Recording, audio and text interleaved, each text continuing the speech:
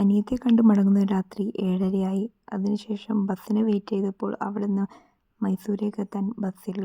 ഒരുപാട് സമയം വെയിറ്റ് ചെയ്തപ്പോൾ ഒരു ബസ് വന്നു. ഇന്ന് Malayalam Bigg Boss season 7 grand ഫിനാലെയാണ്.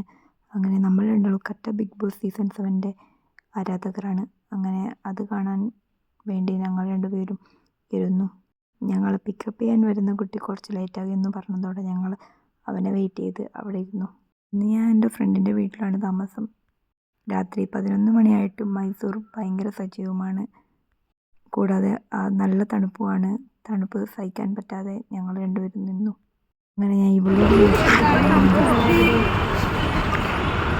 എന്താ ചേച്ചി പറയുന്നത്? മൈസൂരിൻ്റെ ബിഗ് ബോസ് കാണുന്നുണ്ട്. ആര് ജയിക്കും ബിഗ് ബോസ്? പാവം കുട്ടി അറിഞ്ഞില്ലല്ലോ അനുമോൾ ജയിക്കുമെന്ന്. ഞാൻ അനുമോളുടെ ബിഗ് കട്ട ഫാനാണ്. അതുകൊണ്ട് എനിക്ക് അനുമോൾ ജയിക്കണമെന്നായിരുന്നു. അങ്ങനെ കുറച്ചു നേരം വെയിറ്റ് ചെയ്തപ്പോൾ ഞങ്ങളെ കൂട്ടാൻ അവൻ വന്നു. അങ്ങനെ മൈസൂർ പാലസിൻ്റെ അടുത്തുകൂടിയാണ് നമ്മൾ പോയത്. രാത്രി ഈ പാലസ് കാണാൻ അടിപൊളിയാണ്. ആദ്യമായിട്ടാണ് ഞാനിങ്ങനെ കാണുന്നത്.